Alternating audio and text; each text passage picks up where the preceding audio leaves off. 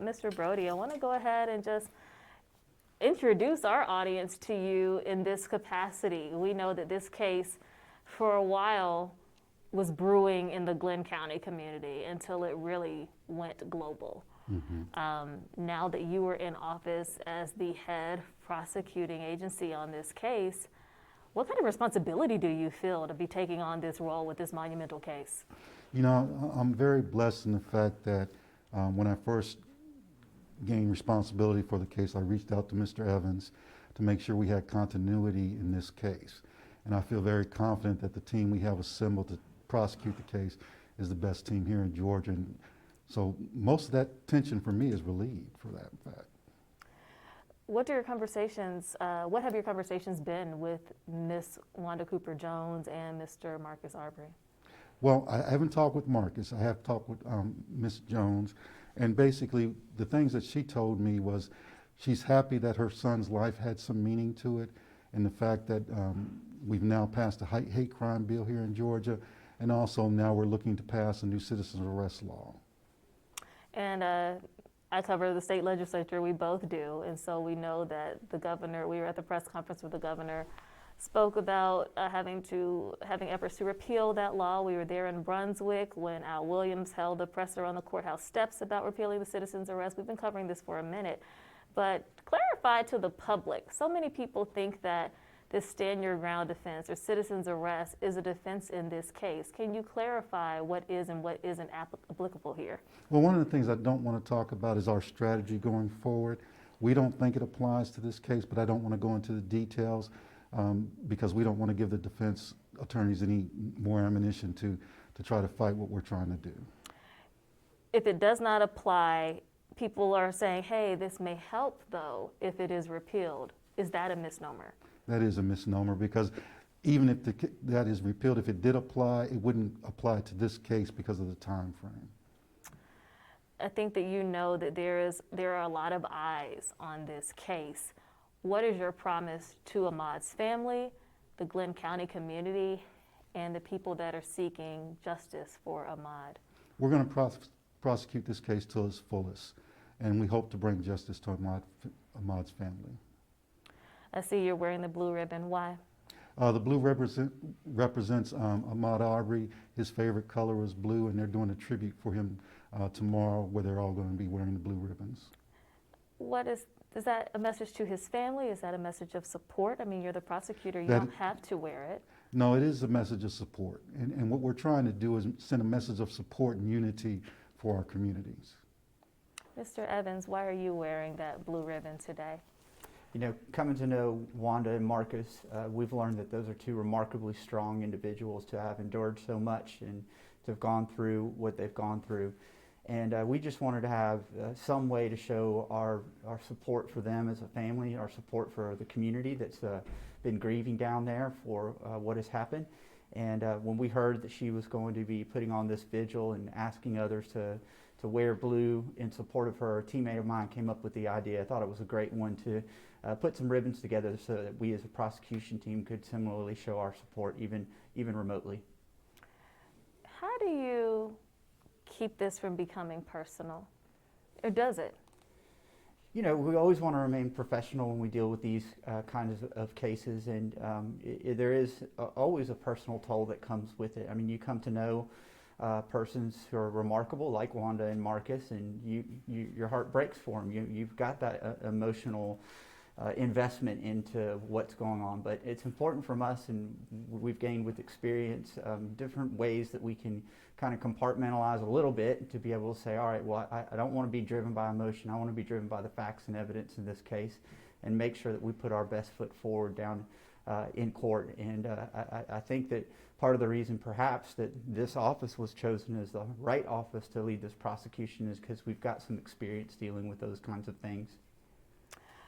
I know that this has become such a contentious case, especially in the realm that how race became such a factor. And I was there when you were interviewing the GBI investigator, and he revealed the N-word was a prevalent part of what happened that day and in social media. Talk about how race plays a factor here and how you all navigate around that. Sure. Well, you know, we're going to follow the evidence wherever it leads us, and certainly we've shared publicly in court that there was a racial component to what was going on in this particular case. But I want to be clear here too. I think it's really important for us to have a healthy dialogue about social issues and about race issues as well. But this case is not going to rise or fall solely on whether there is a racial component to it or not. I think this case really is about straight up murder and questions about use of force and whether that's lawful use of force or unlawful use of force. And you know, while we're certainly not going to ignore the racial components that surround the shooting of Ahmaud Arbery, I want to be very clear here too that this case is really about murder. It's about malice murder, and that's where our focus is going to be in the courtroom. Did you ever think when you took this case that Ahmaud Arbery's story would become intertwined into this national fabric of racial injustice and that you would be one of the leading prosecutors seeking justice in this movement? So when I first saw the video online as it was being circulated, it didn't occur to me that we might be asked to be involved in the actual prosecution of the case. It took some time before that decision was made, and it was a weighty decision by this office, you know, not one that was taken lightly by any means. Obviously there's been a lot of dialogue that's gone on even before our office came officially to be the lead prosecuting agency on the case, and I think it's important to have that healthy dialogue about social justice and about race. But when we got this case, we became very mission-centric, very focused on our evidence, very focused on putting our best foot forward when it came to presenting this case in court. I'm pleased that we can have some healthy discussions about race and important issues about race. I believe that probably we need more transparency from prosecution and law enforcement's perspective about these kinds of things. But we always want to make sure that we're, again, mission focused on what our goal here is, which is to put our best foot forward in court and make sure that we can get some semblance of justice for Arbery's family. Have you all ironed out where the jury will come from? And I hope I didn't miss a step there. I know we've gone from Johnson's office to Holmes to here now. I'm not completely clear on what the change of venue request looks like. What are we looking at on where this jury would even come from? So right now there has been no change of venue. There's been no motion for change of venue. There have been public discussions in the courtroom. The court's raised the issue about possible change of venue. There certainly has been professional discussions among both the prosecution and the defense about that issue, and we're thinking about it. I think we all are. But typically a motion for change of venue doesn't really arise until we get a little closer to jury selection, because then you have a better gauge on just how this crime has impacted the finders of fact in the community, prospective jurors, when they come to court to say whether they'll be able to be fair and impartial. So not unexpectedly, we may not see an actual motion filed by either side until we get a little closer to jury selection, so we can have a better sense of how this community has been impacted by what everybody else has seen. You know this evidence probably like you know your birthday at this point, and at least you're getting there if you're not already there. What does this 1-year anniversary mean to you when you look up and say it's been a year, this family is yearning for me to get this right? How does that hit you? And I ask that question to you both. You know, this is both an unprecedented case, and these are unprecedented times. And it's not uncommon, just looking at cases that we handle locally, for homicide cases, because of their complexity, to take a year, year and a half, sometimes 2 years to get to trial. But then you add the judicial emergency and the pandemic on top of this too, and man, it's just a lot to deal with. So I know, speaking to Wanda and Marcus, that they're so appreciative of at least having an opportunity to get into the courtroom and get things started. I know that they would probably also say that they're eager for us to continue this process of trying to get justice for them as a family.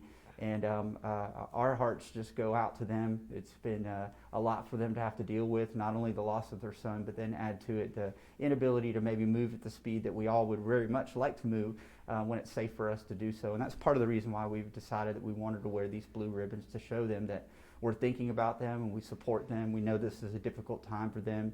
Tomorrow's going to be a tough day, I would assume, for both Wanda and Marcus. But they need to know that while they've been supportive of us as a prosecution team, we in turn are also supportive about their emotional needs.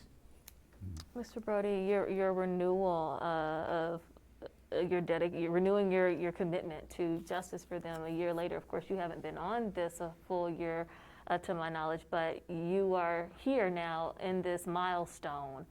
What do you say to the people that are looking to you to make this happen for them? Well, the main thing that we're going to do is prosecute to the fullest. We're going to let the facts and the evidence take us to where it takes us and make sure that we do it right. More than anything, we want to do it right. This is an opportunity for this case throughout Georgia, throughout the nation, to bring some unity to us.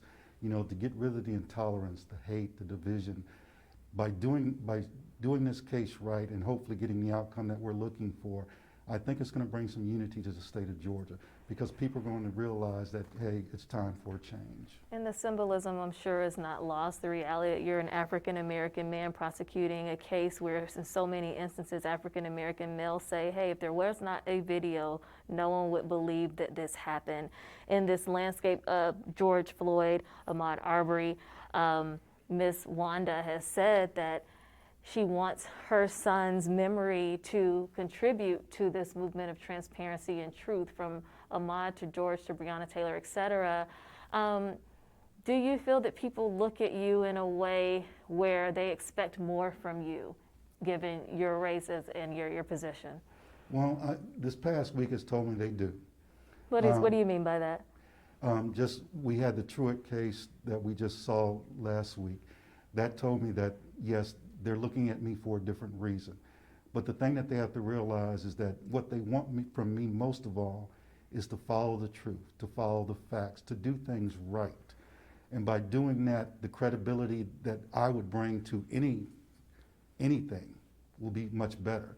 And I think that's critical for all of us to understand, that we can't right all the wrongs of the past. But what we can do is work hard to make sure those going forward are properly done. Do you feel better now that the GBI has taken over for a while? Of course, there's so much drama, if you will, about how Jackie Johnson's office handled this case early on, and the people of Brunswick feel very, very passionately about that. Do you feel confident that the evidence finding, the fact finding, has been thorough at this point? And I'll ask you that question too, since you were more in it when it was really kind of going all over the place. But what is your level of confidence on the initial fact finding and evidentiary period till now? I won't make any comments on the initial fact finding, but what I will say is the evidence that we have, I think, is enough for us to do what we need to do. And I'm very confident in our team that they're going to do the very best and find justice for Ahmaud Arbery and for his family. And Mr. Evans, you know that there's so many people in Glynn County and throughout coastal Georgia did not trust at all what was going on in those initial months, from the text messages between McMichael to the other officer, to his relationship with Ms. Johnson's office as a former investigator, and so on and so forth. A lot of people felt that there was a large cover-up. And transparency and truth is something difficult for them to really grasp right now. Do you feel that you all will effectively not only break down those barriers in the courtroom, but also to the public, because that matters too? Well, first of all, I think you have to acknowledge that it's okay for a community to have a level of mistrust based on what they observe and what they know, and you can't ignore that fact. You know, I don't want to comment too much on what might be going on with some other office or anything. Obviously, in an ideal world, in an ideal situation, if we were able to be on the case from the outset, we could have made sure that certain steps were handled in the manner that we normally would expect as just the major crimes prosecutor for the Cobb County District Attorney's office. But that didn't happen. So your question is, how do we feel about where we are now? We feel great. The Georgia Bureau of Investigations has assigned the right people to this job to try to find all of the answers. We're working hard to get to that point. While it is a little bit difficult at times getting up to speed after the fact, because there was a delay before we officially became involved in the case.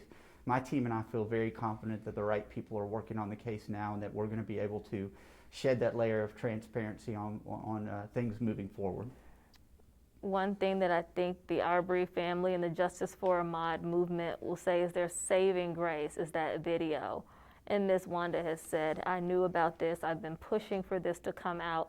Speak about how video has become such a game changer in how you all prosecute cases, in particular, what we can see with our own eyes on that video, with audio. So video is a very important piece of evidence, for just generally speaking from a prosecutor's perspective. You know, I have a homicide case now where a portion of it was actually caught on a Ring video. So the prevalence of video now gives us new tools, newer tools that we can use as prosecutors within the criminal justice system. I think it's very helpful. But we also need to remember too that prosecutions were going on well before video even existed. And the facts of this case don't need a video in my mind to show me that charges were important here. We don't want to ignore that piece of evidence. It is a critical piece of evidence, and it's something that we're going to be highly focused on as we continue with proceedings down in Glynn County. But at the same time, these facts alone, I believe, warrant us being where we are right now with these men charged as they are. I'm surprised that you say that, because from the outside looking in, we think this isn't a case without that video, because it almost wasn't without that video. What makes you say that the facts alone are so strong, especially when there was such an effort to cover this up as a burglar in the community that they were saving Satilla Shores against? Sure, I understand why some would say, hey, this video was the game changer, so to speak, for why action was taken in a different way.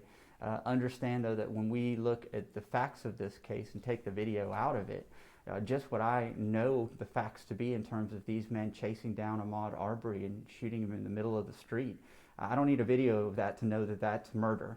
And that's kind of the perspective I have. Now you add to it that it happens to be caught on video. Absolutely, that's a key, important component to this case. It obviously had an impact as to why different agencies came off the case and we're now on it. So I understand why the community would say this video is so significant in terms of how we got to where we got to. But for me, as a seasoned prosecutor with 20 years of experience, when I hear those facts alone, I'm confident that we've made the right decision by advancing our case with the murder charges. I'm going to wrap up here. I know that we talk about culpability, and William Roddy Bryan and Kevin Goff, his attorney, had tried their hardest to say that he was just an uninvolved party who just happened to see a chase and started recording it. Now that we are looking at three almost equally culpable people, and correct me if I'm wrong if you are not looking at them in that way, but if you are, three equally culpable men who this wasn't just a spur of the moment decision, that they committed this act with some level of intention. What are you pursuing against all three of those men? Right now, all three defendants are charged individually and as parties to the crime of the offenses in this indictment. So they all face the same charges. But I think it is fair, it's part of our responsibilities as prosecutors and ministers of justice to understand that in a fact scenario such as this, you might see different levels of culpability. How that eventually impacts the direction of the case is to be seen. A lot of that involves whether anyone wants to accept any responsibility for their clear roles in this particular case. And so far, we've seen anything but. We've seen defendants that clearly just want to avoid their responsibility for their criminal misdeeds or criminal actions, and there are consequences for that. So I don't think we have a crystal ball to know what the future holds for all three of these defendants, but we're always working on the case and always focused on issues regarding individual culpability, party of the crime culpability, and then what the outcome is going to be and what a successful prosecution might look like for each of the defendants.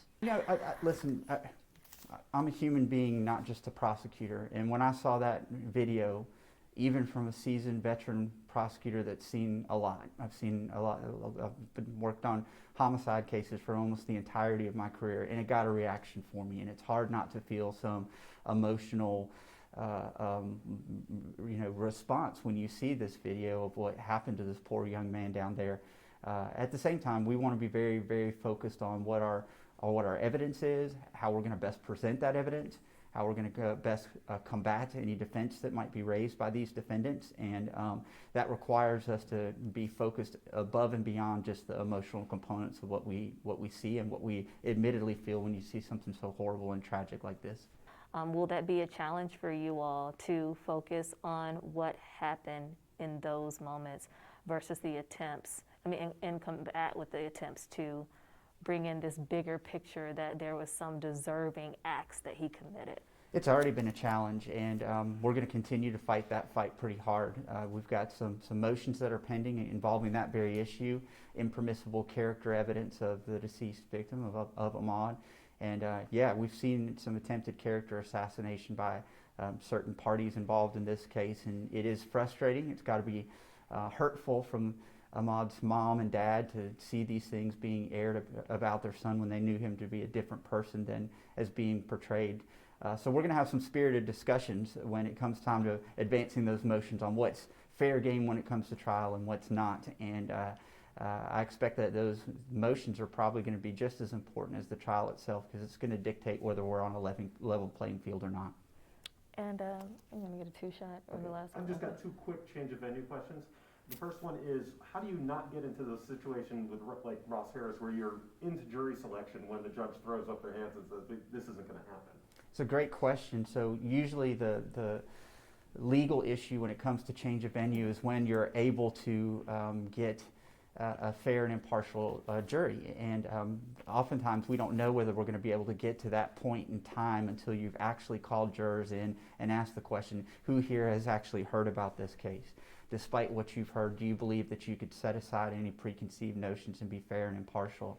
And the hard part from the prosecutor's perspective and the defense as well is that you may very well get into a situation where you've done extensive jury selection before the specter of change of venue is now raised, because it appears evident to the court, to the defense, to even the prosecution, that we're not going to have the ability to be able to get a fair juror there based on the legal standard. And the second question would be, just because you did the swap last time and did Ross Harris in Brunswick, Yeah. that judge could potentially, if there was a change of venue, put it in a different place altogether, meaning Brunswick Cobb could end up in Albany. Should there be some sort of future motion for change of venue by any party, state, defendant, court, otherwise, the usual standard for determining where the venue can be changed to is by looking at the demographics from sister counties and sister jurisdictions to be able to say who matches up well in terms of number of persons in the white population, black population, ethnicity, male, female, those kinds of things. So the administrative office of the courts gets heavily involved in that and trying to pick out which counties match up best. And sure, we do have a history of change of venue out of Cobb to Brunswick, but that doesn't necessarily mean that it would be vice versa if there is a successful motion for change of venue by anyone involved.